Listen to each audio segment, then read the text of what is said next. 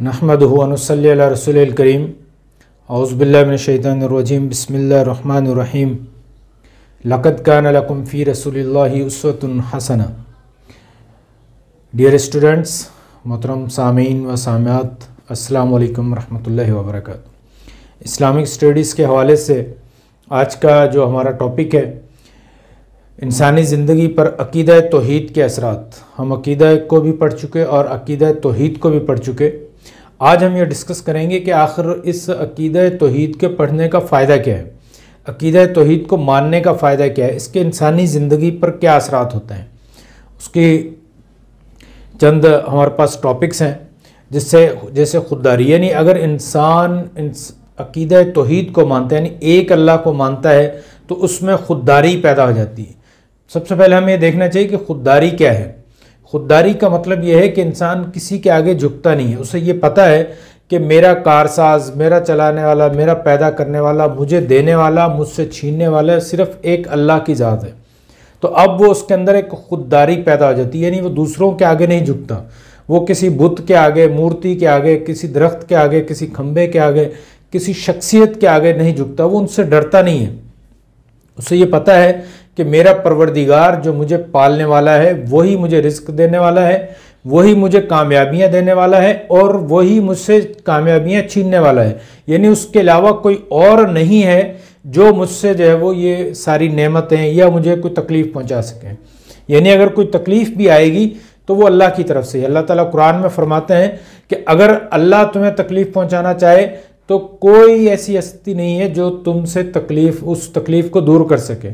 और अगर अल्लाह तुम्हें सहूलत देना चाहे, नेमत देना चाहे, आसानी देना चाहे, तो दुनिया में, कायनात में ऐसी कोई दूसरी हस्ती नहीं है जो उस नेमत को तुमसे हटा सके। पता ये चला कि जब अक़ीदा तौहीद, यानी हम एक अल्लाह पर मानते हैं, एक अल्लाह को अपना कारसाज मानते हैं, एक अल्लाह को अपना मुश्किल कुशा समझते हैं, तो फिर हमारे अंदर एक खुददारी पैदा हो जाती है। यानी हम किसी के आगे झुकते नहीं हैं, किसी से आगे डरते नहीं हैं, चाहे वो दुनिया की कोई भी हस्ती हो, तो सवाए अल्लाह के। यानी ला इलाह का जो मतलब था, ला इलाह यानी कोई माबूद नहीं है, तो वो उसके ज़रिए जो है वो हमारे अंदर एक खुददारी पैदा हो जाती है। यानी हम किसी के आगे झुकते नहीं हैं, डरते नहीं हैं। और नंबर 2, हमारे अंदर एक इनकसारी पैदा हो जाती है। इनकसारी मतलब कि अपने आप को कमतर समझना। यानी हमें ये मालूम है कि सब कुछ अल्लाह का दिया हुआ है, मेरी अपनी ऐसी कोई हैसियत नहीं है कि मैं ये सारी चीज़ें हासिल कर सकूँ। यानी अल्लाह ने मुझे इंसान बनाया तो ये अल्लाह ने बनाया, मेरी अपना कोई कमाल नहीं है। मैं खूबसूरत हूँ, मुकम्मल हूँ, तो ये अल्लाह ने मुझे बनाया। ये आज मैं मुसलमान हूँ तो अल्लाह ने मुझे मुसलमान पैदा किया, इंसान पैदा किया। अगर अल्लाह मुझे जानवर पैदा कर देता, किसी और कंट्री में पैदा कर देता, किसी और मज़हब में कर देता, तो ये अल्लाह की तरफ से है। तो उसके अंदर ये एक इनकसारी पैदा होती है कि जब सब चीज़ें देने वाली एक अल्लाह की ज़ात है, तो इसका मतलब कि मेरे अंदर जो है वो कोई ऐसी बढ़ाई नहीं है। यानी मेरे अपने अमाल ऐसे नहीं है कि मैं उसके ज़रिए जो है वो कामयाबी हासिल कर सकूँ।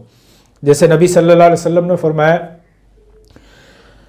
कि मैं भी जो है वो क़यामत वाले दिन अल्लाह की मर्ज़ी, यानी अल्लाह की रहमत की वजह से जन्नत में जाऊंगा। और अगर अल्लाह ताला ने हिसाब किताब लेना शुरू कर दिया तो हम सब लोग जो है उसके अंदर बुरी तरह से फंस जाएंगे। तो सिर्फ अल्लाह की रहमत ही होगी जो हमें जन्नत में लेकर जाएगी। यानी हम कितनी भी कोशिश कर ले तब भी हम अल्लाह की नेमतों का शुक्राना अदा नहीं कर सकते। तो पता ये चला कि जब हम एक अल्लाह को मानते हैं तो हमारे अंदर एक इनकसारी पैदा हो जाती है। हमें ये एहसास हो जाता है कि इन तमाम चीज़ों को देने वाली अल्लाह की ज़ात है, तो मुझे उसी के आगे झुकना चाहिए। इंसान फिर अल्लाह को बड़ा समझता है और अपने आप को फिर कमतर समझता है। और अगर वो एक अल्लाह के अलावा और लोगों को भी समझता है तो फिर और लोगों को भी अपना कारसाज या मुश्किल कुशा समझेगा, तो फिर उसके अंदर ये खुददारी और इनकसारी पैदा नहीं हो सकती।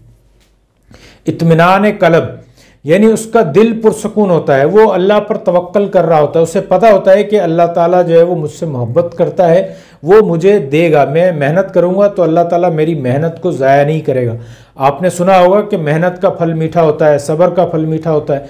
तो उससे क्या है कि इंसान को इत्मीनान क़ल्ब हासिल हो जाता है कि अल्लाह ताला ही वो ज़ात है, वो अकेली ज़ात है जो मुझे सिर्फ उसी एक ज़ात को खुश रखना है, तो वो फिर मुझे जो है वो नवाजेगा भी, उसकी रहमत भी होगी, उसकी मोहब्बत भी होगी। तो ये اس کے انسان کے دل کے اندر جو ہے وہ عقیدہ توحید یعنی ایک اللہ کو ماننے سے اس کے دل کے اندر ایک اطمینان پیدا رہتا ہے۔ پرہیزگاری اسے یہ ہر انسان کو جب وہ ایک اللہ کو مانتا ہے تو اس کے دل میں یہ احساس رہتا ہے کہ اللہ تعالیٰ سب کچھ جانتا ہے، وہ قادر بھی ہے، وہ سمیع بھی ہے، وہ بصیر بھی ہے، وہ ہر بات کو سنتا ہے، میرے دل کے احوال کو بھی جانتا ہے، وہ مجھے خلوت اور جلوت میں بھی جانتا ہے، مجھے ظاہری طور پر بھی جانتا ہے، پوشیدہ طور پر بھی جانتا ہے، میرے تمام اعمال کو وہ اچھی طرح سے جانتا ہے۔ میں کمرے میں ہوں، گھر میں ہوں، اکیلے میں ہوں، تو جو بھی میں کام کروں گا وہ اللہ تعالیٰ جانتا ہے، میری نیتوں کو بھی وہ جانتا ہے۔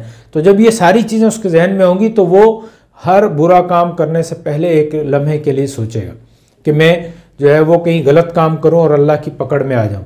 تو اس لیے وہ پرہیزگار کا مطلب کیا ہے؟ پرہیزگاری کرنا، جیسے آپ نے دیکھا ہوگا کہ شوگر کے مریض کو ڈاکٹر پرہیز بتا دیتے ہیں کہ آپ نے جناب یہ میٹھا نہیں کھانا ہے، یہ چیزیں نہیں کھانی ہیں، یعنی ان سے پرہیز کرنا ہے۔ تو ایسے ہی اللہ تعالیٰ نے ہمیں جو ڈونٹس کے جو کام دیے ہیں کہ جو کام، جو حرکتیں، جو چیزیں نہیں کرنی ہیں تو ان سے بچنا جو ہے وہ پرہیزگاری ہے، جس کو عربی میں ہم تقویٰ بھی کہتے ہیں۔ تو انسان پھر جب اس کو ایک اللہ پر یقین ہوتا ہے اور اس کو اللہ کی تمام جو ہے وہ صفات کا بھی اس کو یقین ہوتا ہے تو وہ اس کے اندر ایک پرہیزگاری یعنی تقویٰ پیدا ہو جاتا ہے۔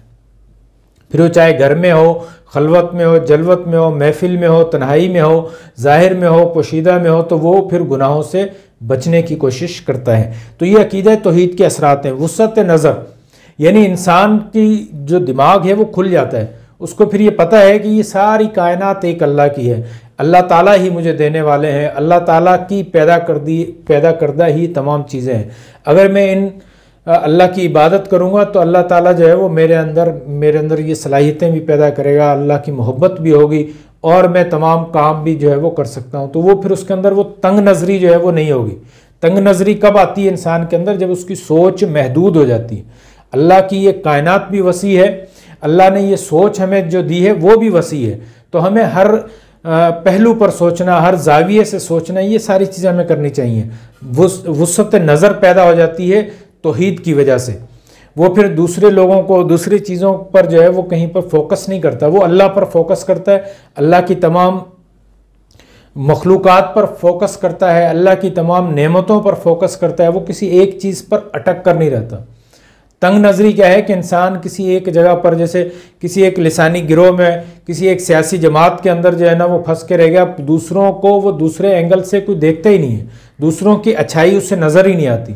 جبکہ اگر وہ ایک اللہ پر یقین رکھے گا، توحید کا ماننے والا ہے، تو اس کے اندر وسعت نظر ہوتی ہے، اس سے پتہ ہوتا ہے کہ اللہ تعالیٰ نے اور مخلوقات کو بھی پیدا کیا، دوسرے لوگ مجھ سے بھی اچھے ہو سکتے ہیں، اللہ نے دوسروں کو اور زیادہ نعمتیں دی ہوں گی۔ تو اس سے کیا ہے کہ اس کے اندر ایک وسعت نظر پیدا ہو جاتی ہے، اس کا براڈ ویژن ہو جاتا ہے، وہ دور تک دیکھ سکتا ہے، سوچ سکتا ہے، اس میں یہ بھی سوچ آتی ہے کہ ہو سکتا ہے میں غلط ہوں، ہو سکتا ہے کوئی اور غلط ہو، مجھے مزید سوچنا چاہیے، تحقیق کرنی چاہیے، پڑھنا چاہیے۔ ہمارے یہاں بعض کیا ہوتا ہے کہ جیسے فرقہ واریت ہے تو ہم ایک وسعت نظر کو چھوڑ کے تنگ نظری کو کر لیتے ہیں، قبول کر لیتے ہیں، یعنی ہم صرف یہ سمجھتے ہیں کہ میں صحیح ہوں، باقی سب غلط ہیں۔ تو یہ جب انسان اللہ کو مانتا ہے، توحید کو مانتا ہے، تو اس میں وسعت نظر پیدا ہوتی ہے۔ آپ دیکھیں کہ کتنے فرقے ہیں لیکن وہ سب کے سب جو ہے وہ کہتے ہیں کہ ہم صحیح ہیں، باقی سارے غلط ہیں۔ تو یہ جب انسان اللہ کو مانتا ہے تو اس کا دماغ جو ہے نا وہ کھل جاتا ہے، وہ دوسروں پر بھی تحقیق کرتا ہے، دوسروں پر بھی سوچتا ہے کہ ہو سکتا ہے میں غلط ہوں، ہو سکتا ہے کوئی اور بھی صحیح ہو سکتا ہے، تو اس پر پھر وہ بات کرتا ہے، سوچتا ہے، اگر جو چیز صحیح نظر آتی ہے اس کو وہ قبول ہی بھی کرتا ہے۔ سنت نبوی میں ہم دیکھیں تو ایسے بہت سارے واقعات ہمیں ملتے ہیں کہ ایون کہ نبی صلی اللہ علیہ وسلم نے کسی چیز سے منع کیا تو صحابہ نے جب بتایا تو نبی صلی اللہ علیہ وسلم نے اپنا مشورہ جو ہے وہ چینج کر لیا، اپنا جو ان کے کہا تھا اس کو تبدیل کر لیا۔ ایک مشہور واقعہ ہے، کھجوروں پر جو ہے وہ کھجور کے درختوں پر میل اور فیمیل کے جب وہ بیج ڈالے جاتے تو کھجوریں زیادہ ہوتی، نبی صلی اللہ علیہ وسلم نے اس سے منع کر دیا۔ اس سال جو ہے وہ کھجوروں نے پھل کم دیا، تو جب لوگوں نے بتایا کہ اللہ کے نبی ہم جب یہ دونوں کی ملاتے تھے تو کھجوریں زیادہ ہوتی تھیں، تو نبی صلی اللہ علیہ وسلم نے کہا کہ تم دنیاوی معاملات مجھ سے زیادہ بہتر جانتے ہو، جیسا کرتے تھے ویسا کرتے ہو۔ اس طرح سے اور کئی دفعہ جنگ خیبر میں نبی صلی اللہ علیہ وسلم نے ایک جگہ پر پڑاؤ ڈالا تو صحابی نے آ کر کہا کہ اللہ کے رسول اگر یہ اللہ کا حکم ہے تو پھر تو ٹھیک ہے، لیکن جنگی حکمت عملی کے لحاظ سے یہ پڑاؤ جو ہے وہ ہمارا صحیح نہیں ہے، ہم ڈائریکٹ دشمن کے نشانے پر ہوں گے، تو ہمیں ایک دوسری جگہ انہوں نے مشورہ دیا، تو وہاں جو ہے وہ ہم زیادہ محفوظ بھی ہوں گے اور دشمن ہمارے نشانے پر ہوں گے۔ تو نبی صلی اللہ علیہ وسلم نے ان کے مشورے کو مانا اور پھر جو ہے وہ اپنے جو پڑاؤ کی جگہ تھی وہ چینج کر لی۔ یعنی وسعت نظر پیدا ہو جاتی ہے جب انسان اللہ کو، اللہ کی مخلوقات کو دیکھتا ہے، سمجھتا ہے، جانتا ہے، تو وہ دوسروں کے مشوروں پر بھی چلتا ہے، دوسروں کے ساتھ ملتا بھی ہے۔ استقامت و بہادری، جب ہم اللہ کو مانتے ہیں تو ہم یہ ذہن میں رکھتے ہیں، ہمیں یہ معلوم ہوتا ہے کہ سارے نفع و نقصان کا مالک صرف اللہ تعالیٰ ہے۔ اگر اللہ تعالیٰ چاہے تو مجھے بادشاہت بھی دے دے، اللہ چاہے تو مجھ سے بادشاہت بھی چھین لے۔ یہ واقعات ہم آئے روز دنیا میں دیکھتے رہتے ہیں کہ آج غریب تھے اور چند دنوں میں جو ہے وہ امیر ہو گئے، راتوں رات امیر ہو گئے۔ آج بادشاہ تھے، کل جو ہے وہ جیل میں پڑے ہوئے۔ وہ نیلسن منڈیلا 20 سال جیل میں رہنے کے بعد وزیر اعظم بن گئے۔ ہمارے ہاں بھی دیکھیں کہ آج وزیر اعظم تھے، کل جیل کے اندر ڈال دیے گئے۔ تو یعنی یہ بادشاہت، یہ نفع نقصان، یہ تمام چیزیں اللہ کے ہاتھ میں ہے۔ جب اللہ کے ہاتھ میں ہے، ہمیں اس کا یقین ہوتا ہے، تو ہم پھر دوسری چیزوں سے، دوسرے لوگوں سے ڈرتے نہیں ہیں۔ ہم پھر حق بات کہنے سے، صحیح کام کرنے سے پھر ہمارے اندر یہ بہادری پیدا ہوتی ہے کہ ہم اپنے جو بھی نظریات ہیں، جو اللہ تعالیٰ کے تبارک کی طرف سے جو صحیح باتیں ہیں، اس پر ہمیں استقامت و استقلال پیدا ہو جاتا ہے۔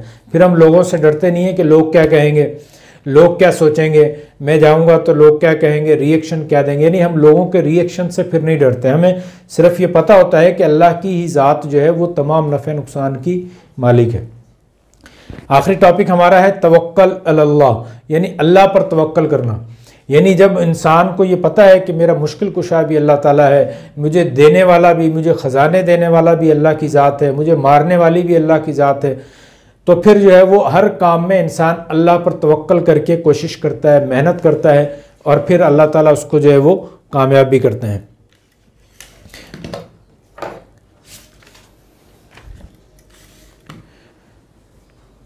تو توکل کے حساب سے یہ ہے کہ اللہ تعالیٰ کے نبی صلی اللہ علیہ وسلم نے بھی کہا کہ آپ اپنی سواری کو باندھ کے پھر اللہ پہ توکل کریں۔ یعنی توکل کا یہ مطلب نہیں ہے کہ انسان کوشش بھی نہ کرے اور صرف جو ہے وہ اللہ کے آسرے پر جو ہے وہ چھوڑ دیا، ایسا نہیں۔ یعنی ہمیں اپنی پوری کوشش کرنی ہے اور نتیجے کو جو ہے وہ اللہ پر چھوڑ دینا، یہ توکل الی اللہ ہے۔ اللہ پر توکل کرنا یعنی اللہ پر بھروسہ کرنا۔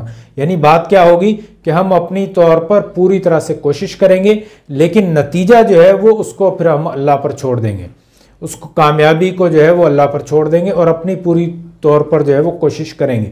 یہ توحید کو ماننے کے یہ کچھ اثرات انسان کی زندگی میں ہوتے ہیں۔ اور ایک اور بڑا اہم فائدہ یہ ہوتا ہے کہ جب ان عقائد کو ماننے کا، اسپیشلی توحید کو ماننے کا، کہ انسان کی زندگی میں پھر جتنے بھی اعمال ہوتے ہیں وہ پھر اس سے توحید نظر آتی ہے۔ یعنی ایسا نہیں ہے کہ ہم لا الہ الا اللہ بھی پڑھ رہے ہوں اور پھر جو ہے وہ کہیں بتوں کے آگے، کبھی ہم نے دیکھا کہ لوگ بجلی کے، لائٹ کے یہ جو کھمبے ہوتے ہیں اس کے اوپر بھی دھاگے باندھ رہے ہوتے ہیں۔ تو یعنی ان چیزوں سے جو ہے وہ پھر انسان بھاگتا ہے۔ یہ تھوڑی سی تکلیف آئی اور پھر فوراً جو ہے وہ اللہ کے علاوہ جو ہے وہ ہم دوسرے وسیلے اور دوسرے راستے ڈھونڈنا شروع کر دیتے ہیں۔ تو یہ توحید کے خلاف ہے۔ توحید کیا ہے کہ ہم اپنے اعمال سے جو ہے وہ یہ ظاہر کریں کہ ہم اللہ کو ایک مانتے ہیں، یعنی اللہ کے بجائے ہم کسی اور کی طرف نہ جائیں۔ تو انسانی زندگی پر توحید کے بہت زیادہ اثرات ہوتے ہیں۔ اگر توحید نہ ہو تو انسان پھر جو ہے وہ کبھی اس کے در، کبھی اس کے در، کبھی در بدر، تو وہ مختلف جگہوں کی جو ہے وہ ٹھوکریں کھاتا رہتا ہے۔ تو اس لیے ہمیں چاہیے کہ ہم توحید کو جو ہے یعنی ایک اللہ کو مانیں، جس کی اللہ تعالیٰ نے قرآن مجید میں پورے قرآن کی جو بنیادی جو دعوت ہے وہ صرف یہی ہے کہ ایک اللہ کو جو ہے وہ مانا جائے۔ اور نبی صلی اللہ علیہ وسلم کی سیرت کے حوالے سے اگر ہم بات کریں تو نبی صلی اللہ علیہ وسلم نے پوری زندگی میں صرف یہی دعوت دی کہ ایک اللہ کو مانا جائے۔ یعنی اللہ کے نبی صلی اللہ علیہ وسلم نے جب قریش میں نبوت کا اعلان کیا تو کیا کہا؟ قولوا لا الہ الا اللہ، یعنی لا الہ الا اللہ کہو تو تمہیں دنیا کی حکمرانی مل جائے گی۔ اور پھر ایسا ہوا بھی۔ شروع میں انہوں نے منع کیا، انکار کیا، تو دیکھیں کس طرح سے وہ ذلیل ہوئے، کس طرح سے وہ مارے گئے۔ لیکن پھر جب عرب کے لوگوں نے لا الہ الا اللہ کو مانا اور اس کے اوپر قائم ہوئے تو پوری دنیا کی سربراہی ان کو ملی۔ آج جب ہم نے عقیدہ توحید کو چھوڑ دیا، اللہ کو چھوڑ دیا، تو نتیجہ کیا نکلا؟ ہم نے قرآن کو چھوڑ دیا، نتیجہ یہ نکلا کہ پوری دنیا میں پھر ذلیل و خوار ہونا شروع ہو گیا۔ تو یہ عقیدہ توحید کیا ہے کہ ہمارے اعمال سے ظاہر ہونا چاہیے، ہمارے ایکشنز جو ہیں وہ بولنے چاہیے کہ یہ انسان موحد ہے، یہ عقیدہ توحید کو ماننے والا ہے۔ بہت شکریہ، آج کا لیکچر ہم یہیں پر اینڈ کرتے ہیں۔ تو نیکسٹ میں ہم انشاءاللہ رسالت کے مطابق جو ہمارا جو دوسرا بنیادی عقیدہ ہے اس پر ہم بات کریں گے۔ تب تک کے لیے مجھے اجازت دیجیے۔ السلام علیکم ورحمۃ اللہ۔